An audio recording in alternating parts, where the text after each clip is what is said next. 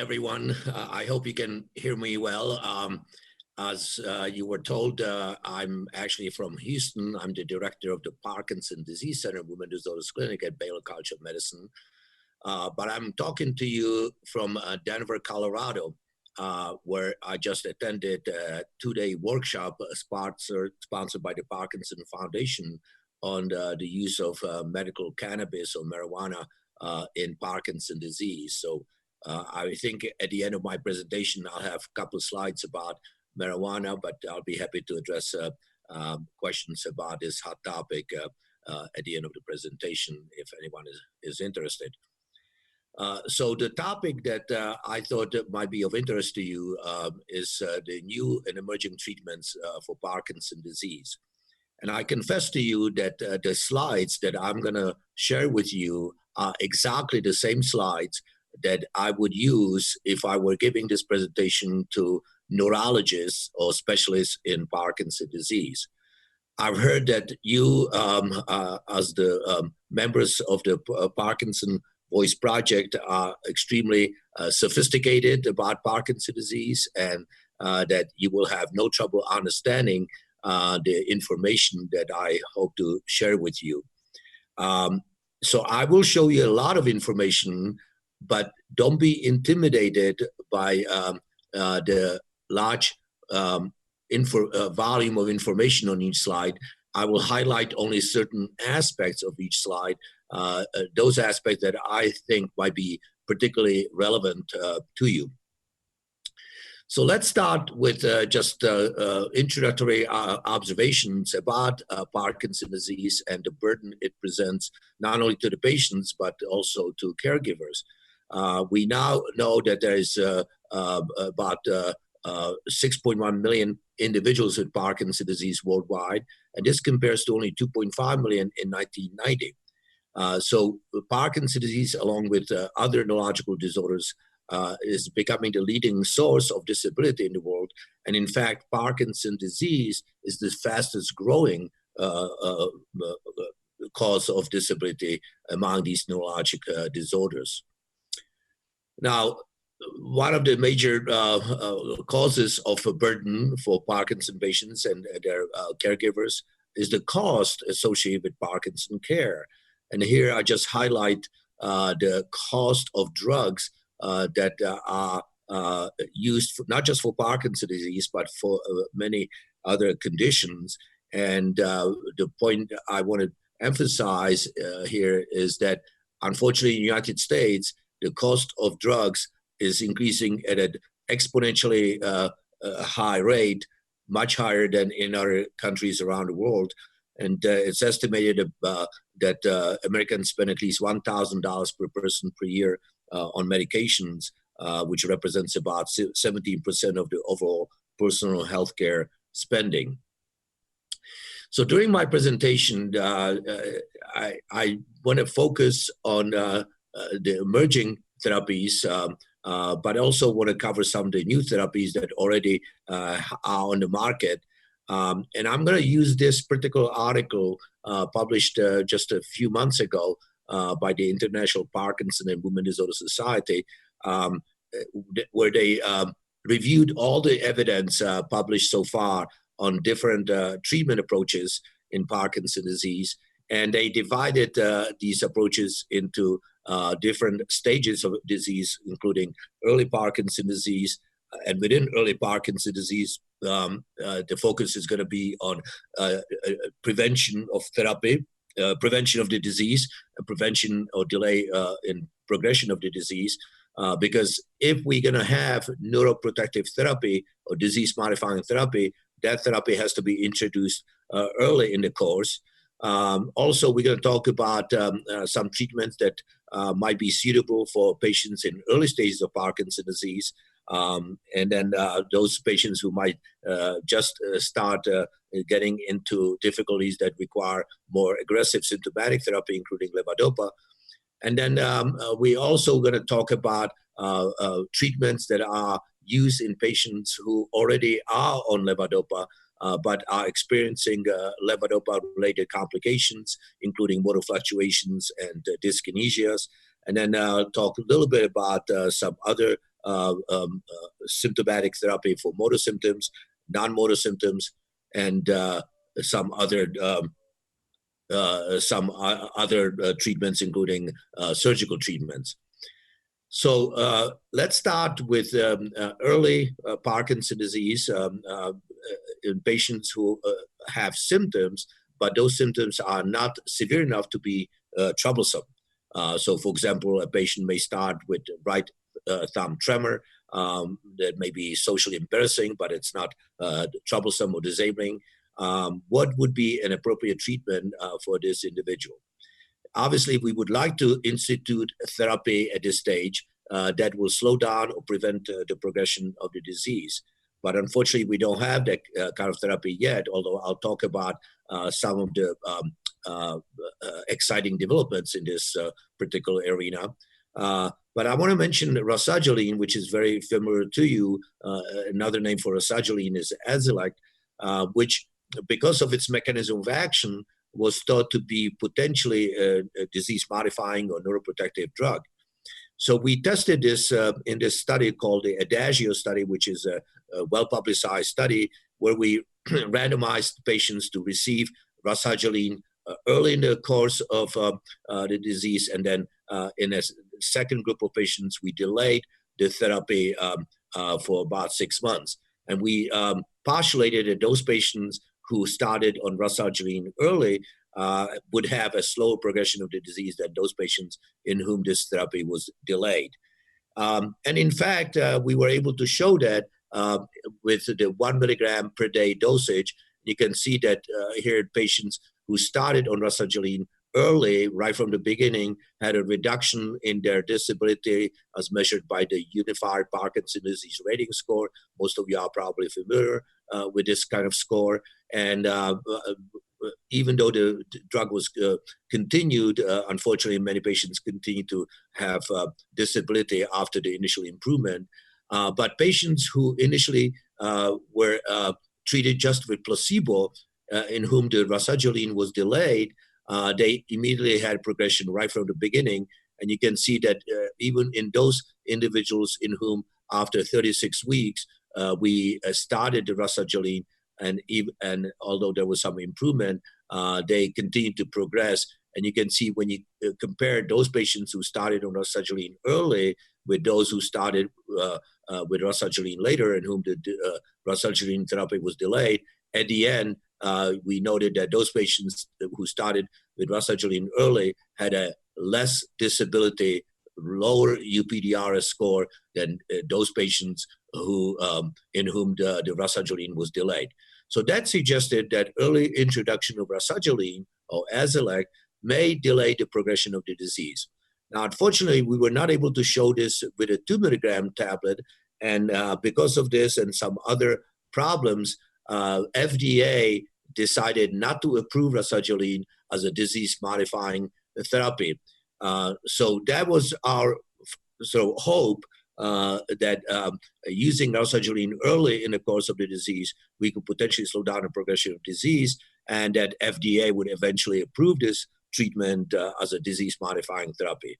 But it has not happened for the reasons that I mentioned and other reasons. So at this time, there is no approved disease-modifying therapy. But there are many developments in this field that I just want to briefly outline, for you. Again, the holy grail of Parkinson research right now is to develop therapies that slow down the progression of the disease. And based on our understanding of the mechanism of neurodegeneration in Parkinson's disease, number of strategies have been instituted and investigated, but none of them have yet been concluded to have a clearly disease-modifying effect. So, for example, there are studies currently using iron chelation. We know that iron accumulates in the substantia nigra of brains of patients with Parkinson's disease, and that may cause some damage to these dopamine-producing neurons. Therefore, we postulated that chelating the iron, getting rid of the iron, would be beneficial. There is a study currently underway called FAIR Park and Sky study that is looking at iron curation. Another study that you may have heard about evaluates inosine. Inosine has been shown to elevate uric acid or urate. Studies have shown that Parkinson patients who have high uric acid or urate have a slower progression of the disease, and therefore we postulated that elevating uric acid may slow down the progression of the disease. And there is a study called SURE-PD, which is in the phase 3 trial that has not yet been completed, but you'll be hearing more about it. Another drug that is currently being investigated as a potential disease-modifying drug is isradipine. Now, isradipine has been used as an antihypertensive drug. It's a calcium channel inhibitor, and it's currently being studied in a study called STEADY-PD, and the results are not yet available. But the idea is that by inhibiting certain calcium channels in the brain that are hyperactive in patients with Parkinson's disease, that we may possibly slow down the progression of the disease. Another drug that you're going to be hearing about is called exenatide. This drug was reported about 2 years ago in a very important article in Lancet, suggesting that this drug, which is already used for the treatment of diabetes, might potentially be beneficial in patients with Parkinson's disease. Again, there are many unanswered questions related to how this drug actually works in Parkinson's disease, but at least this initial study was quite encouraging and led to other studies that are currently underway, and I gave you some references there. So one of the ways that this drug that is currently used in the treatment of adult onset diabetes may help is that it may inhibit the production of alpha-synuclein. Many of you have heard of alpha-synuclein. It's a protein which is toxic in the brains of patients with Parkinson's disease. It accumulates and misfolds, it aggregates, and it causes damage to the parts of the brain that are affected in Parkinson's disease, including substantia nigra. So strategies designed to reduce the effects of this misfolded toxic alpha-synuclein are some of the main strategies that are currently being investigated as potential disease-modifying therapy. In that regard, you may have heard about nilotinib. Nilotinib is currently being studied by the Parkinson Study Group. We are also participating in this study as a drug that has been suggested to potentially reduce the pathological effects of alpha-synuclein and therefore may slow down the progression of the disease. Again, the results are not available yet. Another drug which is very similar to nilotinib called K0706 is also being studied. Both of these drugs already have been approved by the FDA for the treatment of chronic myelogenous leukemia, and therefore already the drug is on the market and could be repurposed for the treatment of Parkinson's disease. Again, these drugs are still in early development. So we are still talking about strategies that are designed to slow down the progression of the disease. And I mentioned alpha-synuclein as being one of the most important toxic proteins in the brains of patients with Parkinson, and anti-alpha-synuclein strategies are among the most important strategies that are currently in development. And I'll come back to this issue in a moment. In addition to alpha-synuclein, which is a very important toxic protein in the brains of patients with Parkinson, there are many genetic forms of Parkinson's disease where there are genes in certain areas that might have effect on nerve survival, including GBA and LRRK2. And many of you probably have heard about these particular genes that markedly increase the risk of Parkinson's disease if they are mutated. So there are specific strategies that are currently being investigated in regards to reducing the effects of these GBA or LRRK2 mutations. So I mentioned that reducing alpha-synuclein is probably the most important strategy in the development of drugs that potentially may slow down the progression of the disease. One of the areas that I'm most interested in this regard is using antibodies against alpha-synuclein. And here's a study which just published in the prestigious journal JAMA Neurology, where we showed that patients who are treated with this monoclonal antibody have engagement of this antibody with alpha-synuclein, and that we were able to reduce the alpha-synuclein in the serum by 97%. We found evidence that this monoclonal antibody penetrates into the brain, as illustrated by its concentration in the cerebrospinal fluid. And the study overall showed that this approach might be safe. And because of that, there are a number of centers, including our center, conducting a study called Pasadena study, which further studies this monoclonal antibody in patients in early stages of Parkinson's disease over a 2-year period to see whether we can reduce the alpha-synuclein in the serum and in the brain, and hopefully slow down the progression of the disease. So here we can show that there's this aggregated extracellular alpha-synuclein, and when we use this monoclonal antibody that just has this number here, we can get rid of this alpha-synuclein aggregated components and perhaps slow down the progression of the disease. So we talked about these monoclonal antibodies. I mentioned a study called Pasadena study, which is currently underway. There's another study looking at another monoclonal antibody against alpha-synuclein called SPARK. And there are a number of other studies looking at different antibodies. In addition, immunization with protein directed against alpha-synuclein, sort of vaccination approach, also is being investigated, again, in an attempt to reduce alpha-synuclein.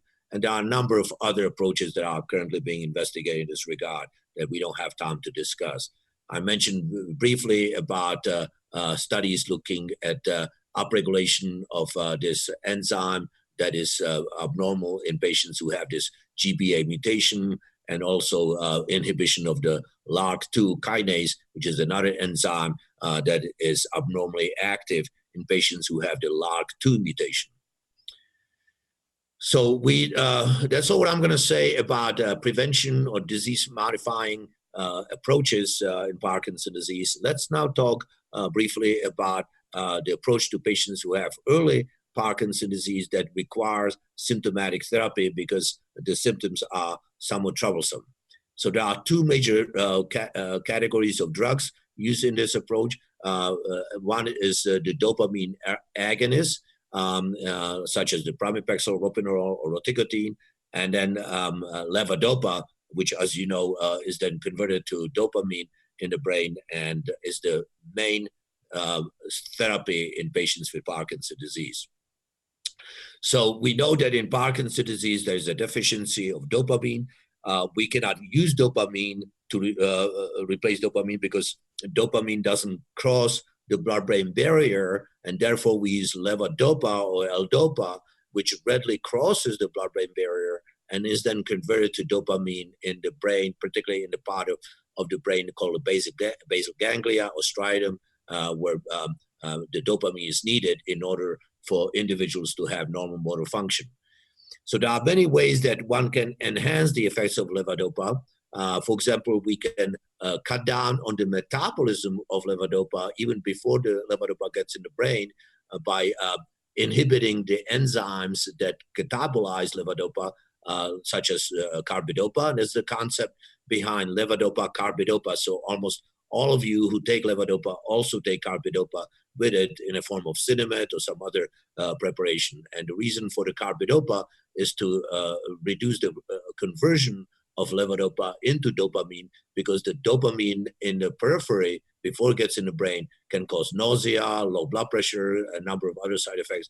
By using carbidopa, we can reduce this peripheral dopamine and allow more of the levodopa to be converted to dopamine in the brain. Also, levodopa is converted by catechol transferase, or COMT, and there are two inhibitors of COMT that are currently available in the market. One is called entacapone, and the other one is tolcapone. We rarely use tolcapone because it has been shown to have some liver toxicity.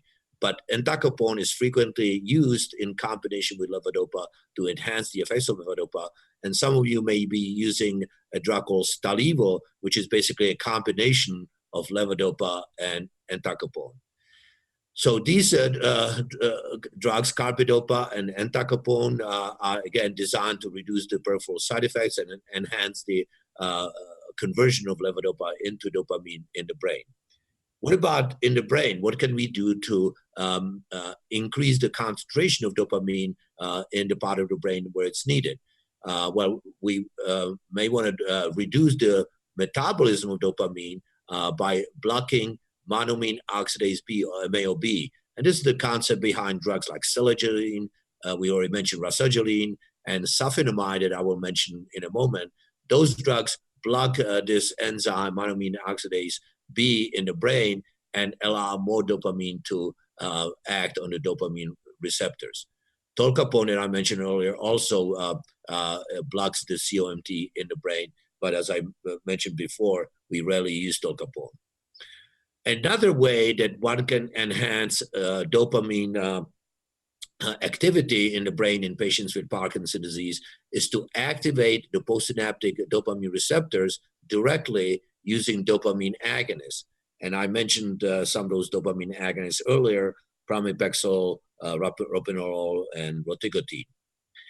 So let's talk a little bit about L-Dopa, because that is obviously the most important drug in the treatment of Parkinson's disease, and almost all patients with Parkinson's disease eventually end up taking L-Dopa, usually in a form of Sinemet, which is a combination of L-Dopa and carbidopa, or some other form of L-Dopa, such as Ritari, that we're going to mention in a moment.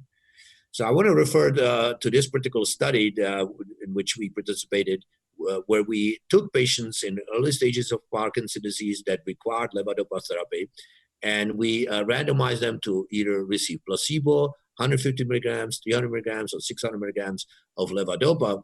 And as you see clearly here, those patients treated with placebo continue to deteriorate in their motor function, as demonstrated by this score. On the other hand, patients who were treated with levodopa had a reduction in the motor score, improvement in their motor symptoms, but after a period of time, some of them recurred.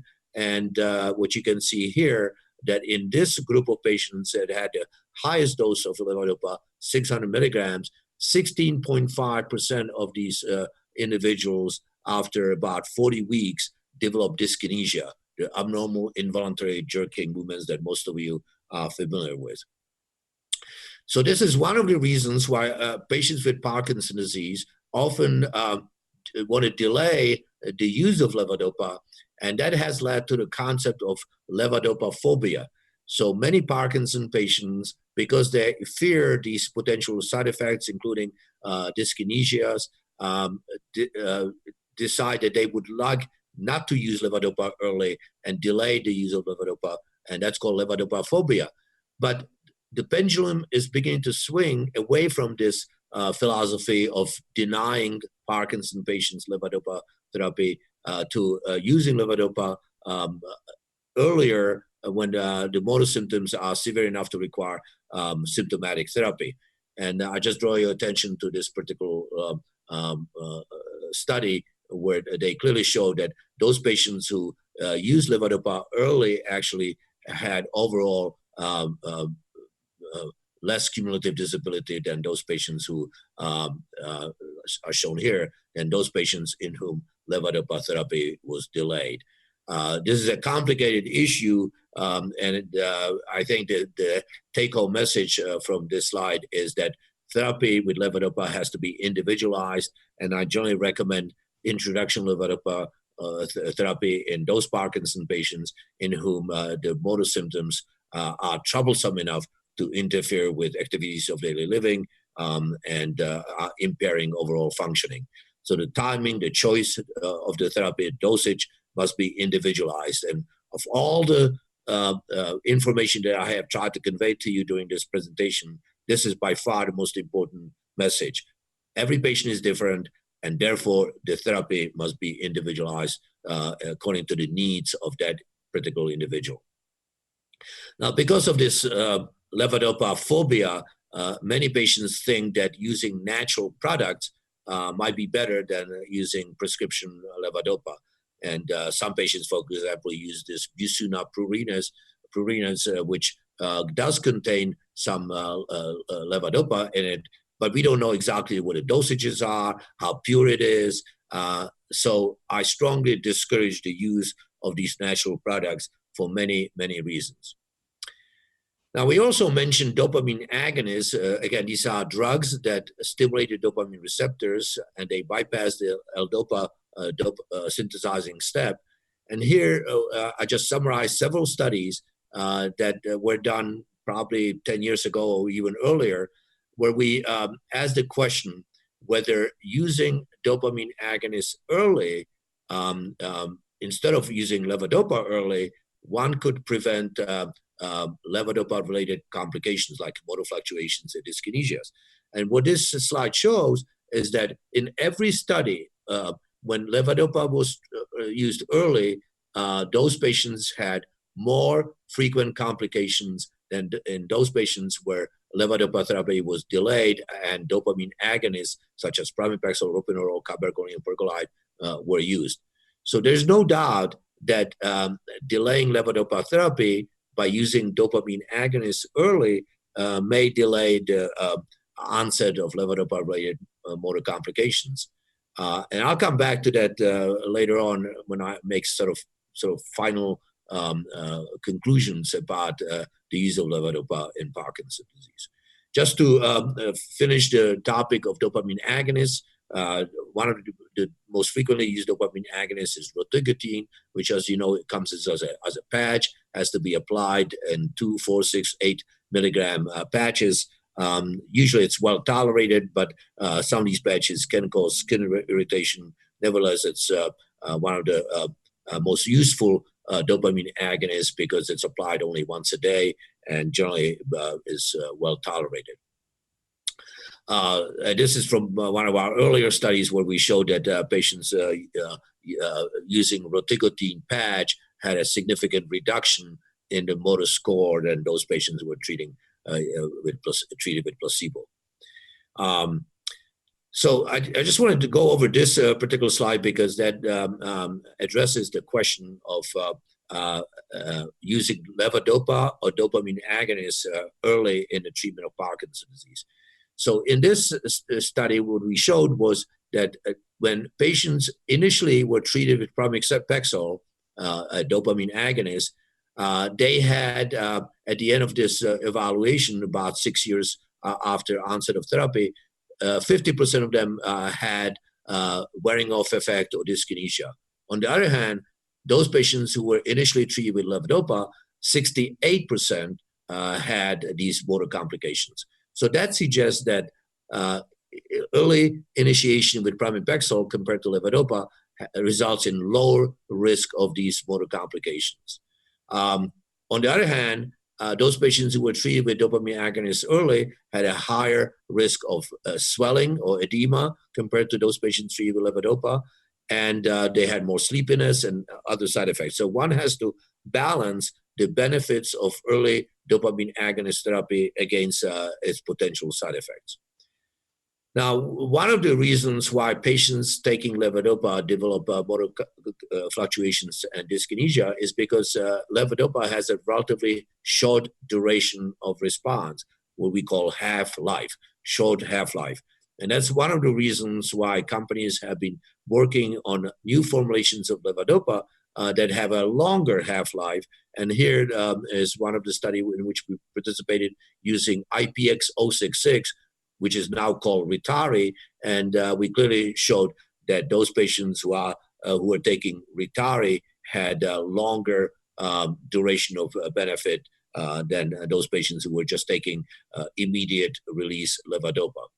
And this was also supported by other studies. In this study, we randomized patients to placebo those who were taking the IPX06 Ritari in 145, 245, or 390 milligram dosages, you can see that the improvement was much more dramatic in patients who were taking Ritari in these dosages compared to those patients who were randomized to receive placebo.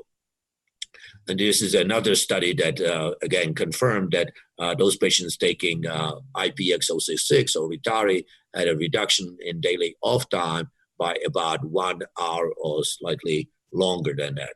So there is no doubt that Ritari does significantly reduce the off time and increases the on time.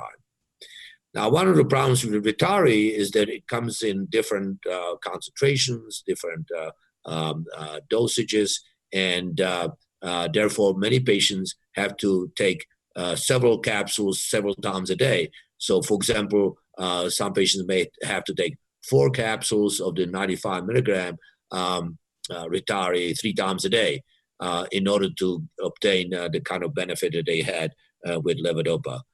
So typically, patients require about twice the daily dose of levodopa from Ritari as if they were just taking carbidopa, levodopa, or the immediate release Symptomatic. So all of this obviously requires vigilance on the part of the patients and their caregivers to make sure that all the tablets are taken appropriately at the right time. And here are some ways that patients can keep track of the dosing and alerts that are designed to remind patients when to take the medications. And I think most of you are familiar with these kind of devices. It's very, very important that patients take the medications as prescribed by their physicians at appropriate times and not on demand. We strongly discourage patients taking levodopa, for example, when they are not feeling well, or when they slow down, or when they have more tremor. Each patient should take the medications according to a prescribed schedule. Okay, so what about other therapies that can be used in early symptomatic as early symptomatic treatment? One strategy that I just want to briefly mention is bright light and near infrared light therapy, which has been getting some publicity. Again, it has not been well studied. I will say a few words about sulfonamide, which, as you now know, is an MAO inhibitor. And there are some other dopamine agonists that are currently being investigated, but I don't really have time to discuss those. Just to mention the light therapy, this is based on some other studies looking at bright light therapy for other conditions, including sleep disorders. But some patients with Parkinson noted that when they use the bright light therapy, that their symptoms improve. Here's an example of a retired federal politician in Australia who developed his own device, claiming that this clearly helps his Parkinson's symptoms. That therapy has not yet been fully studied, has not been approved, and it's in the very early stages of development. Okay, getting back to this study that I mentioned earlier, published by the International Parkinson Women Disorder Society, we are now shifting to the second category of patients who require symptomatic therapy because their symptoms are severe enough to be treated with medications, and in whom levodopa already has been complicated by motor fluctuations and dyskinesias. In that regard, there are several drugs that are emerging or are in development, and I'm going to mention briefly apomorphine, opicapone, sulfonamide, and then long-acting amantadine or Jankovic. And if I have time, I'll say a few words about surgery. So again, this is a very comprehensive, but not completely comprehensive list of medications that already have been approved recently or are in development. I don't have time to discuss these in detail, but I want to focus on a few of those medications, including sulfonamide, opicapone. The ADS-5102 is basically refers to the long-acting amantadine or Jankovic, and just recently Osmolex ER, which is another formulation of long-acting amantadine, already has been approved and is now available. I will not say anything about istradafylline or tozanimab, which are other drugs that have been investigated, but so far have not been proven to be effective. So sulfonamide is a drug that was just approved about 6 months ago. So it's a drug that has a different mechanism of action. It inhibits monoamine oxidase, but it has some other actions, including cutting or reducing dopamine reuptake, therefore making dopamine more available, and cutting down on glutamate, which is an excitotoxic neurotransmitter. And again, it's desirable to have as little glutamate as possible because glutamate could potentially have some toxic effects. So this drug, which is also referred to as Xadago, that's the brand name, comes in as a 50 milligram and 100 milligram tablet. And studies, including this study in which we participated, showed that patients treated with Xadago or sulfonamide had a significant increase in a mean daily on time without troublesome dyskinesia by about 1 hour. So this is a relatively modest improvement, but nevertheless, it is clinically meaningful. And here we show that patients who were randomized to sulfonamide compared to those randomized to placebo had a significant increase in their mean on time per day. Opicapone is a COMT inhibitor similar to entacapone that I mentioned earlier, but instead of being administered frequently, because entacapone has a short half-life, this particular drug has a long half-life and can be administered only once a day in the morning. And in this study, the investigators showed that there was a mean change in off time when treated with 50 milligrams of opicapone, and that there was a significant reduction in off time with this particular drug. So sulfonamide is certainly a useful drug, and it's now increasingly used because it's available, and hopefully insurance companies will start approving it. I want to say a few words about long-acting amantadine or Gocovri. This is from one of our earlier studies involving 126 patients, where we showed a significant reduction in not only in the dyskinesia, which was the primary goal, but also reduction in the off time and increase in on time without troublesome dyskinesia when patients were given nighttime Gocovri. And as you know, Gocovri comes in 68.5, 137 milligram capsules. Most patients do well with just 137 milligram capsule, but some patients require 2 capsules every night. Another way that one can prolong the on time and reduce the off time and therefore smooth out the motor fluctuations is to administer levodopa continuously into the small intestine. And this is the concept behind duodopa that many of you have heard about. This is from the earlier study where patients who received this intrajejunal infusion of levodopa had a significant reduction in the off time and increased in on time without troublesome dyskinesia. And there is no doubt that this particular treatment is very effective in reducing the motor fluctuations and perhaps even improving dyskinesia. It does require a surgical implantation of this tube into the small intestine. So a gastroenterologist has to be involved to implant this tube. Then there is a pump that can be programmed to administer this levodopa at a specific rate. And here we showed that patients treated with this continuous infusion had a significant reduction in off time and increase in on time.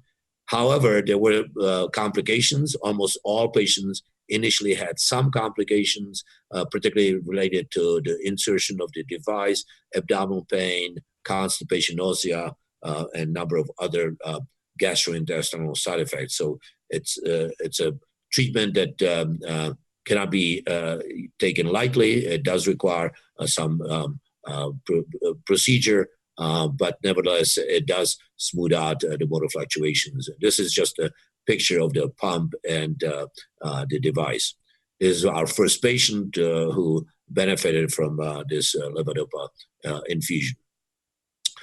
So this is just an algorithm that we use in our approach to patients with Parkinson's disease who require levodopa. If the patient develop motor fluctuations because of shortening of response to each dose of levodopa, we have to fractionate the levodopa, meaning we have to use smaller dose more frequently. We can use the COMT inhibitors that I mentioned, the MAOB inhibitors, dopamine agonists can be added. All of these strategies can prolong the on time and smooth out the motor fluctuations. We talked about the Ritari, the long-acting levodopa, and we'll say a few words about infusions of apomorphine and other approaches. If the patients develop dyskinesia, we can discontinue Cinemet CR, for example. Some of you may be taking Cinemet CR, control-release Cinemet, but if patients have dyskinesias, the first thing that we usually do is to discontinue Cinemet CR because that's associated with higher risk of dyskinesia. We reduce levodopa because that will reduce the dyskinesia. Add amantadine, either short-acting or long-acting, and there are some other approaches that are occasionally used. Another treatment that we have not talked about yet that can be quite effective, particularly in patients who have tremor as the main or only symptom of their Parkinson. As you may know, sometimes patients with predominant tremor may not respond well to levodopa. And in those patients, we sometimes use botulinum toxin injection into the forearm muscles. And this is just from a study that we recently published showing marked reduction in tremor of the hand in patients with Parkinson's disease. About 80 to 86% reported moderate or marked improvement with botulinum toxin, lasting about 3 or 4 months, and then it has to be repeated. What about novel deliveries and formulations? Let's talk a little bit about new developments in this field. I want to mention accordion pill, which is currently being studied, and hopefully the results will be available publicly soon. And this is basically a novel delivery system where a multi-layer film is used, which is impregnated with levodopa, and in this accordion type formulation, and the accordion then unfolds in the stomach, and it slowly releases the levodopa. And in this study, there was a significant reduction in total daily off time using this accordion pill, and there was increased on time without troublesome dyskinesia. Another delivery involves the apokin penjet, where apomorphine, which is one of the dopamine agonists that's used in the treatment of Parkinson's disease, can be used as a rescue therapy. So if a patient is sitting, let's say, in the opera, and suddenly they turn off and they are unable to get up from their seat, they can inject themselves with this apokin or apomorphine, and within 10-15 minutes, they turn on, and the duration may last maybe a couple hours or so before they have to be re-injected. Another formulation of apomorphine, again, a dopamine agonist, is the sublingual formulation of apomorphine called APL 130277, where a thin oral strip is placed under the tongue to release the apomorphine. But this drug has run into some difficulties and may not be approved in the near future. On the other hand, this drug called CVT 301, which is an inhalable powder of levodopa, where the levodopa is inhaled, has just recently been approved and is now available for prescription use. In this study, again, using this inhalable levodopa, the investigators were able to show significant reduction in disability, as demonstrated by reduction in the UPDRS score. And this self-administered formulation of levodopa is currently being used in clinic after several studies have shown its efficacy and safety.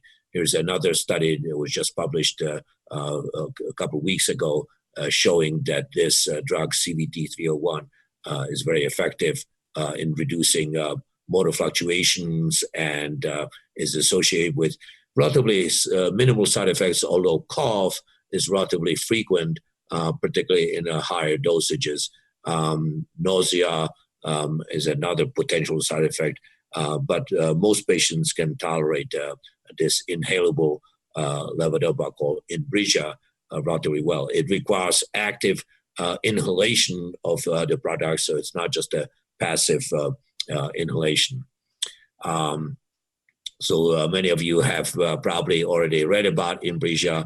There are 2 capsules that have to be placed in this device and then inhaled actively by the patient. So these therapies that I just mentioned, Apoquin, the APL drug, and this Inbrija or CVT drug are most likely going to be used as rescue therapies in patients who suddenly turn off and they want to turn back on. These drugs provide very rapid onset of benefit, may last, or they may occur within 10 to 30 minutes, and may last a couple of hours. This APL drug, unfortunately, has not been approved by the FDA yet, but hopefully will be approved soon.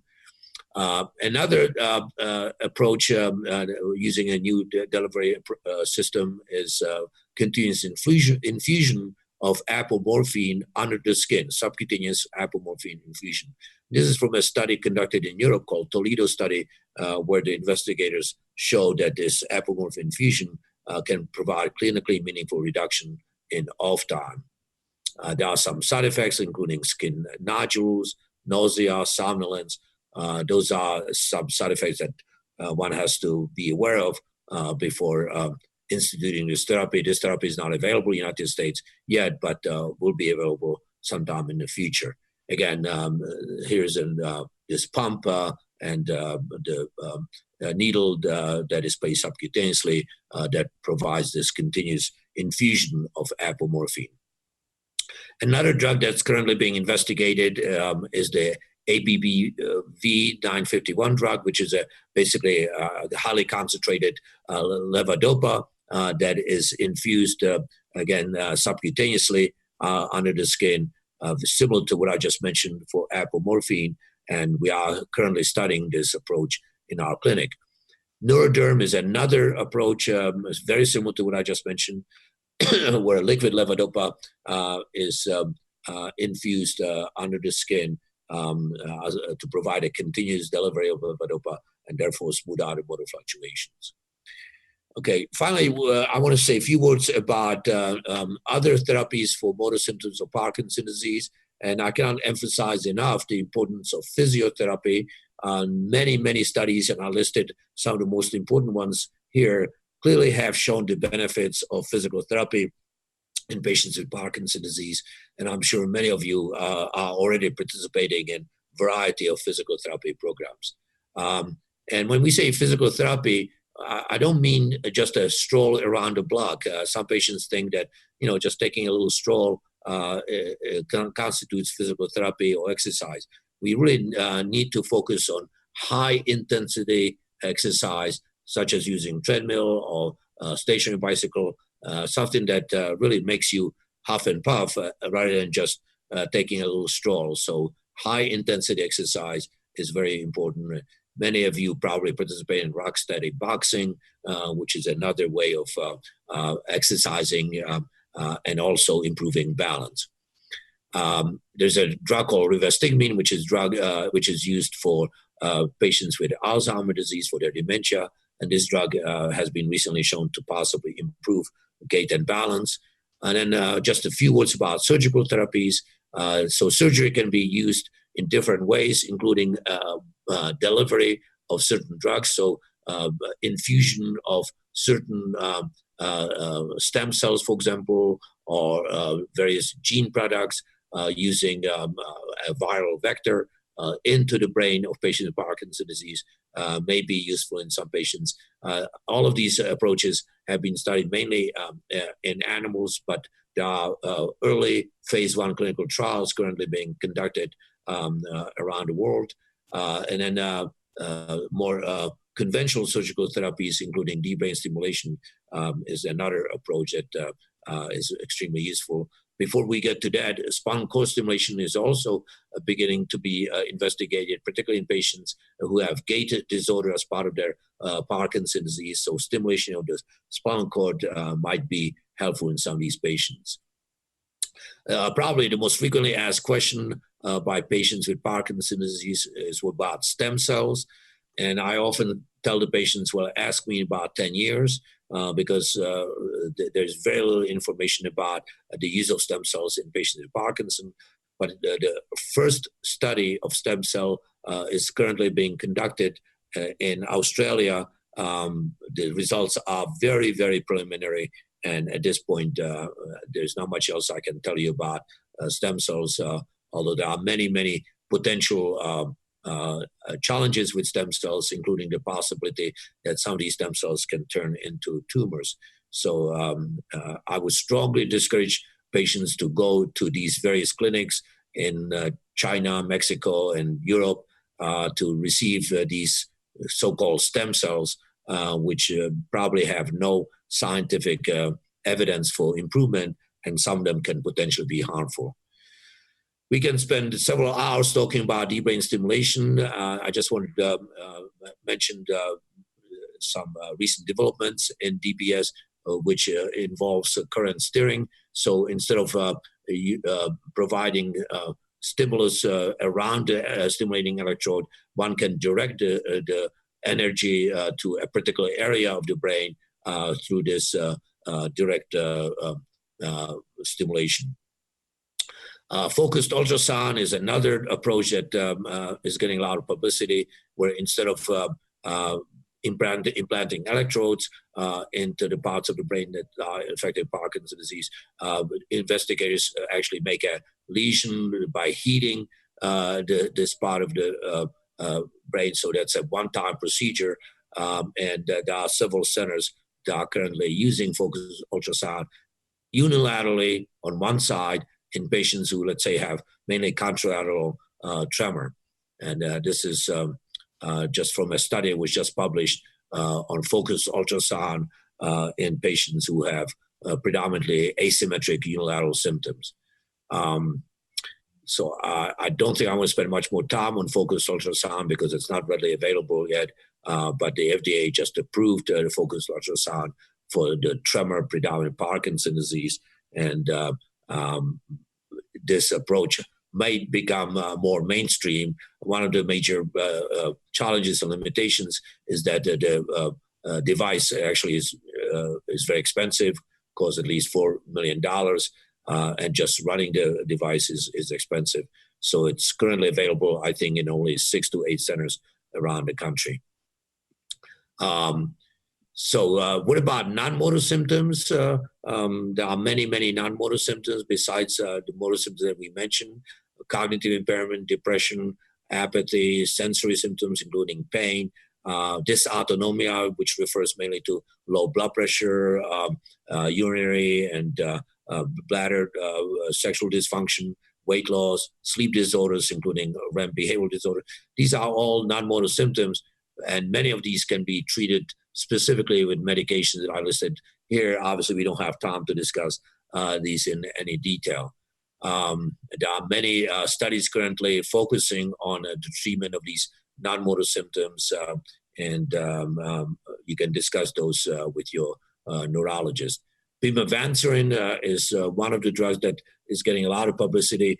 The other name is Nuplazid, and in this study, which was the original pivotal trial, investigators clearly showed that using pimavanserin as a nighttime medication can significantly reduce hallucinations and other psychiatric side effects of levodopa.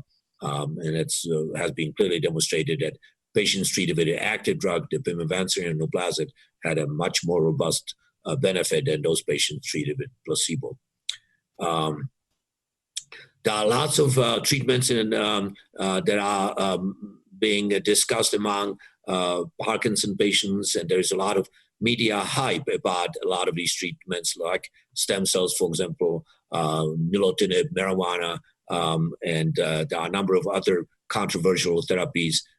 As a result, I wrote this article with one of my patients. It's the only article out of the 1,200 articles that I published with a patient, just to highlight some of these controversial topics that give rise to this media hype. I mentioned that I just attended this meeting here in Denver on the use of marijuana in Parkinson's disease.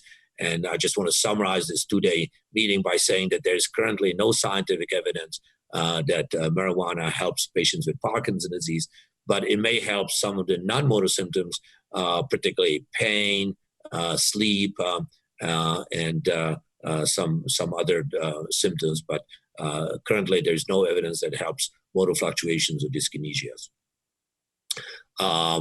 One should also be aware of the fact that marijuana, chronic use of marijuana, can increase the risk of developing depression and suicidal behavior. So there are many potential side effects, but patients who have pain, anxiety, sleep problems such as insomnia, RBD, REM behavioral disorder, or restless leg syndrome, or weight loss, nausea, might potentially benefit from some of the marijuana products. But again, it has to be regulated, and in most states, physicians cannot prescribe these products. I just urge you to discuss this topic with your physician, so at least the physician can guide you to reliable sources. So I'm going to stop here. I hope that you'll come and visit us in Houston. This is our center here as part of the Texas Medical Center, which, as you know, is the largest medical center in the world. And we hope that I will have a chance to meet you in person. And I'm sorry that I was not able to meet you in person today. So thank you for your attention.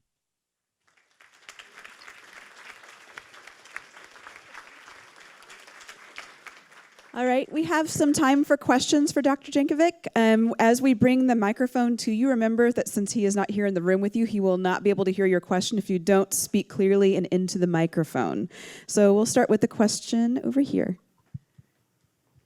Hi, first of all, thank you for giving this talk and giving us a very intelligent to talk to our intelligent audience about this. I have a question regarding your mention of levodopa phobia. And is this, my question is in regard to, is this more physician-based or is this patient-based phobia? And how can we bridge that gap of the phobia and maybe be more assertive patients for, requesting the right treatment? What can patients do to address this phobia? Well, I'm glad you asked that question. And just to briefly answer your question, whether this is driven by the patients or the physicians, I think it's both.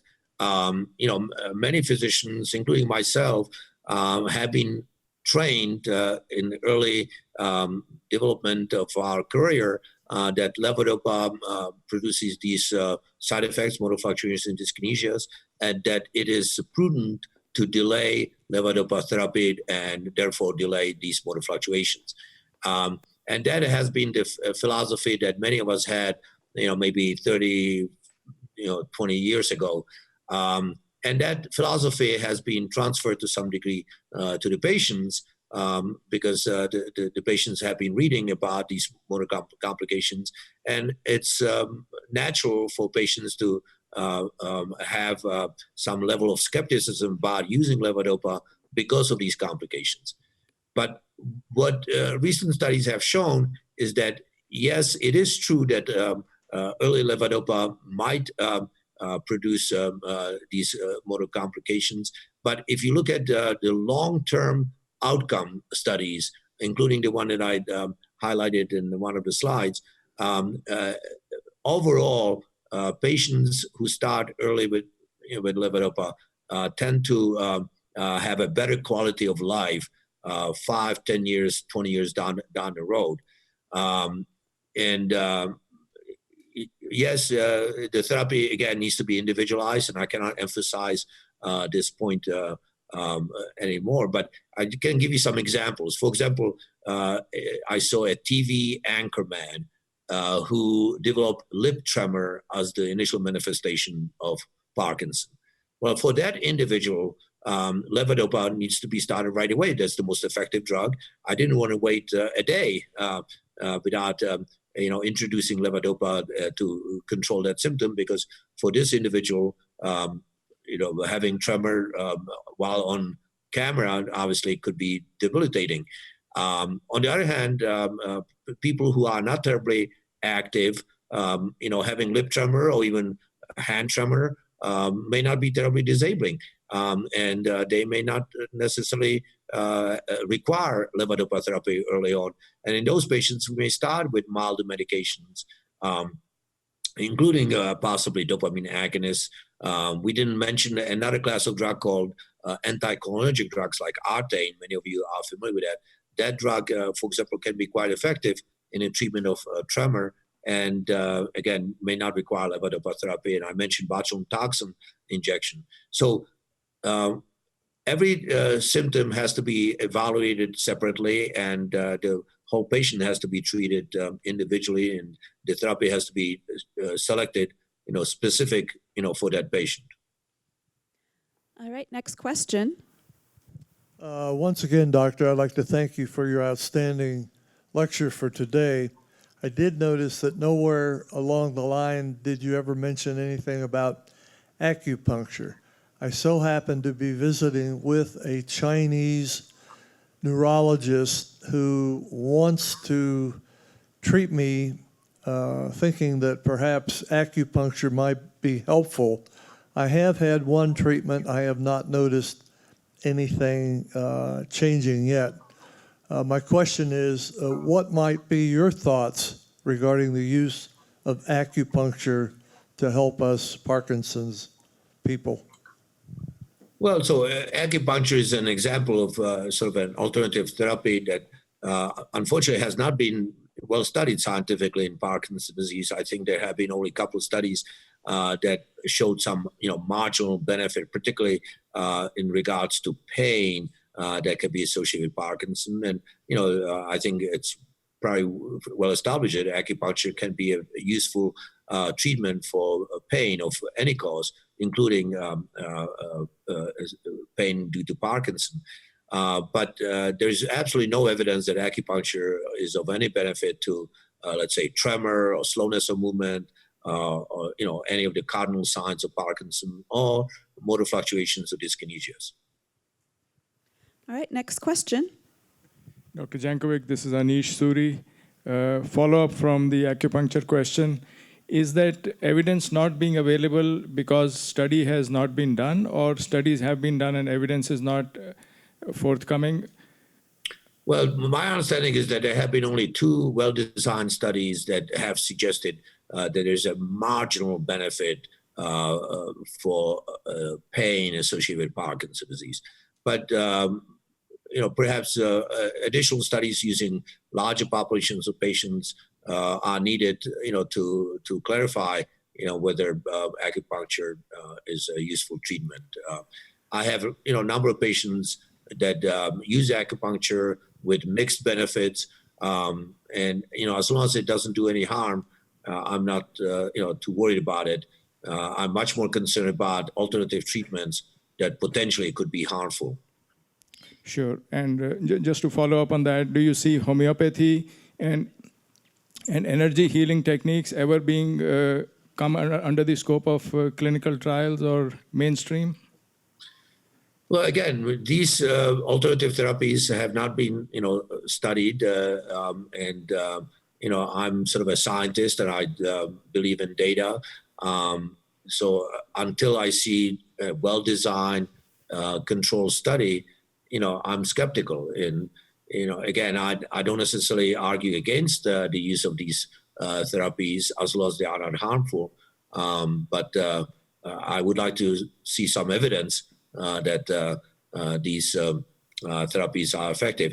I have a lot of discussions with my patients about these kind of, treatments, and it hurts me sometimes when I prescribe a new medication and the patient says, well, I cannot take this medication because it's too expensive. And then I look at the list of alternative medications and various natural products that they are using, including vitamins and so on, that might be even more expensive than the medication that I would want to prescribe. And you should know that every year there's 10,000 emergency room visits related to vitamins. Okay, most people think vitamins are benign. Well, they may not be benign. They can be harmful.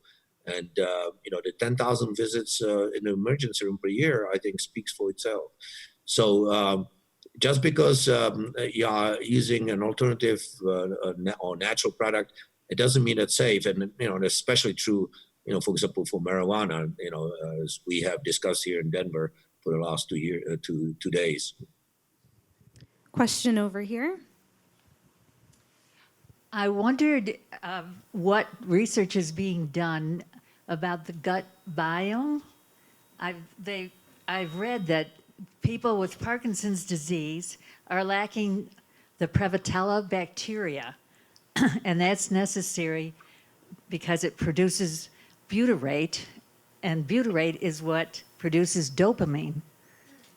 So would supplementing, perhaps giving somebody the Prevotella bacteria in a capsule or something to change the gut biome, would that help? So you are touching on an important topic that obviously I didn't have time to discuss, and that is the relationship between the gut and Parkinson's disease. And that's a discussion that could take several hours, so I'm not going to get into that. But I think most of you know that there is a microbiota in the gut that is unique to each individual. And it turns out that Parkinson patients have a different microbiota than people who don't have Parkinson's disease. And there have been studies to show, for example, that if you take fecal material from a Parkinson patient and inject it into a mouse, that mouse will develop Parkinson type features. Whereas if you take fecal material from a non-Parkinson patient, the mouse will not develop Parkinson. So this is just an example of how the microbiota can affect the fecal content and may have an effect on the brain. Another aspect of the gut-brain interaction is the fact that the gut, the intestinal wall, produces alpha-synuclein.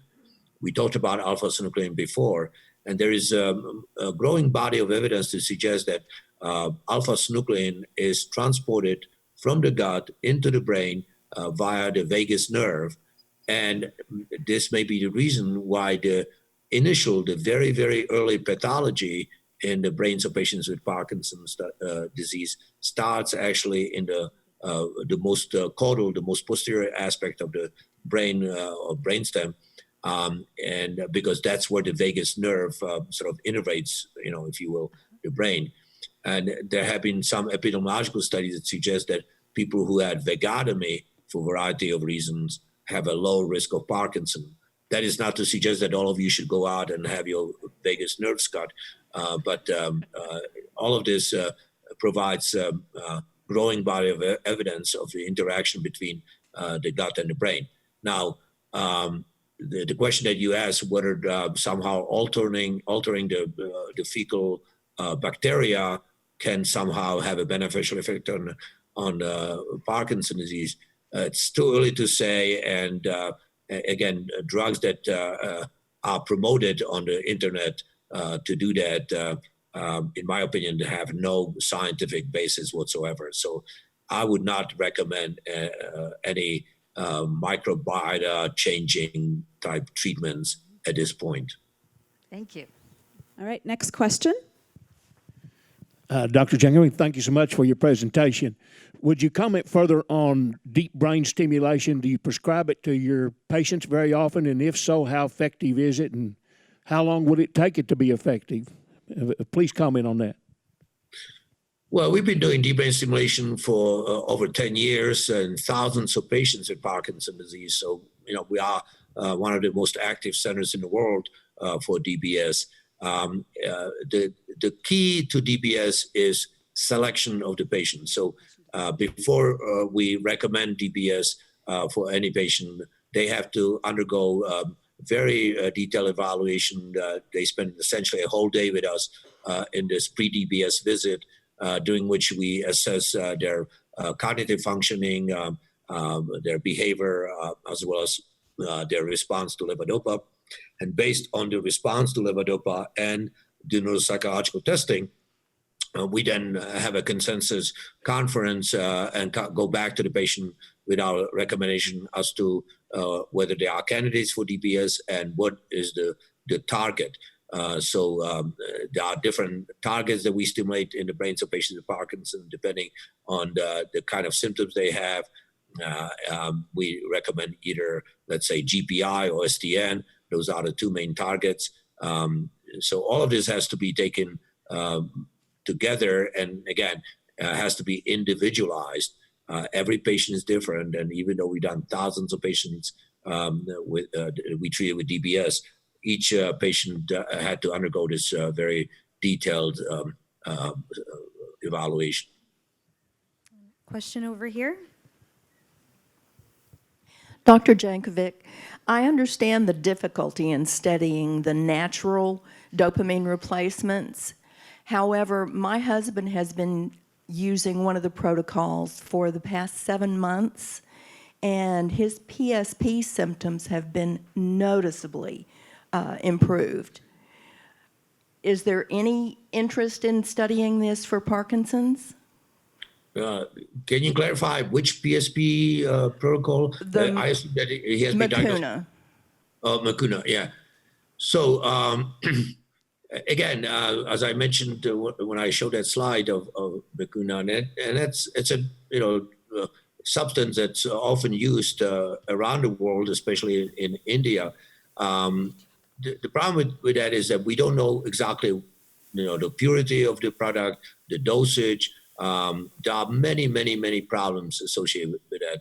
And I can give you countless examples of patients who not only did not benefit from it, but had a variety of potentially serious side effects. So just because there is an anecdotal beneficial experience, it doesn't mean that should be applied to all patients. All right, we have another question over here. Hi, Dr. Jankovic. I would like to ask, is there any effects of Parkinson's disease on a patient's eyesight and their inability to see? So there are many ophthalmologic symptoms associated with Parkinson's disease. We just wrote a review article exactly on this topic. So many patients with Parkinson, for example, have blurring of vision, and they have trouble reading because they cannot converge. In other words, the eyes cannot come together when they have a newspaper or book in front of them. And that's a very common disability among patients with Parkinson due to what's called convergence insufficiency. That's one of the most common eye symptoms that Parkinson patients have. There's some evidence that dopamine also is present in the retina, and that in patients with Parkinson, because of the retinal dopamine deficiency, they may have some dimming of vision. Many Parkinson patients have trouble with their eyelids, so some of them have trouble keeping their eyes open because they have blepharospasm in involuntary closure of their eyes.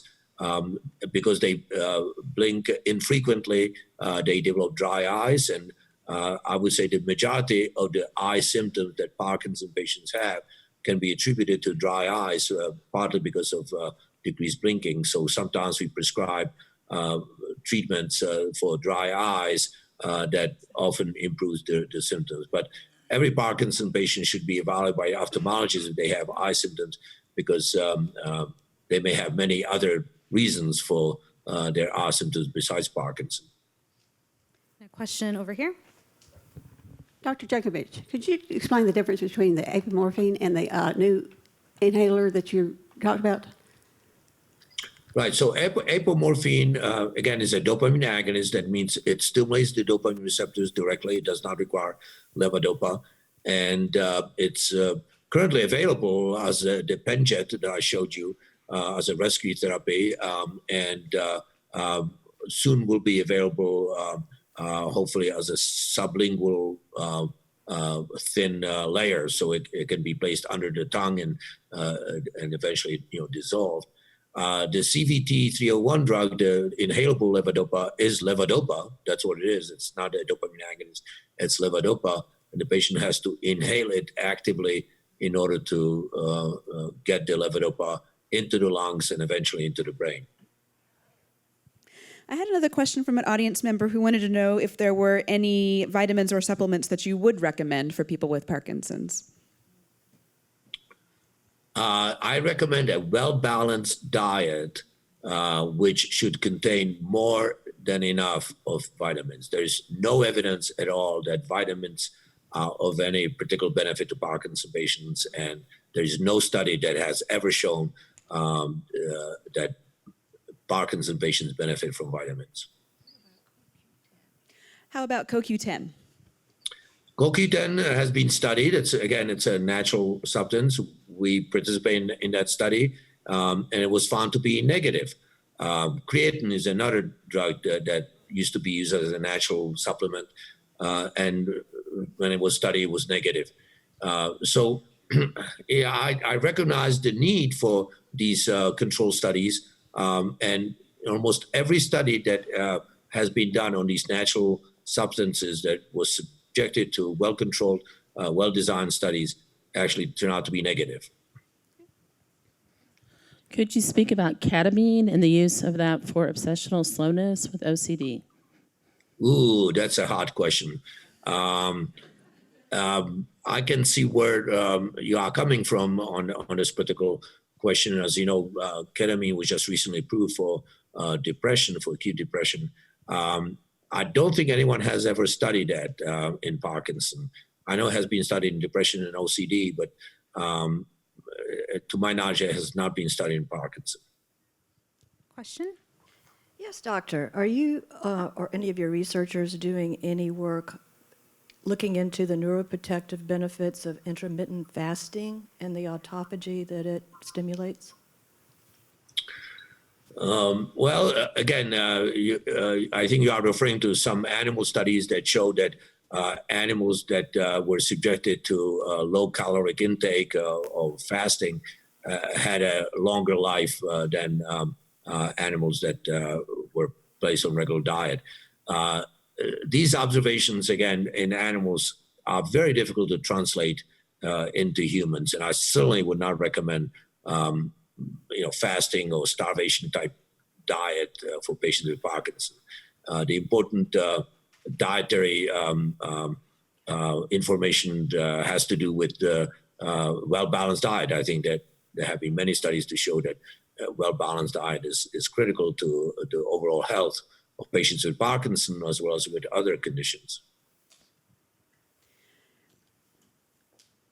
All right, question over here. To help your competitors, is there anyone in Dallas that you would recommend for either PSP or Parkinson's patients? Clinic, hospital, doctors? Well, there are a number of experts in Parkinson in the Dallas area, including the group at Southwestern, and there are a number of experts. I presume that DAPS also has a list of experts that can help you. At the very beginning of your talk, you mentioned that the prevalence of Parkinson's has significantly increased over the last few years. Is that because our patients are living longer, or is the incidence actually increasing? And if it's the latter, is that giving us any clues as to the origin, causative factors? Well, that's a very, very good question, and I wish I knew the answer to that. So certainly, the mean age of population is increasing, and since Parkinson's disease is an age-related condition, that probably accounts for much of the increase in prevalence of Parkinson's disease.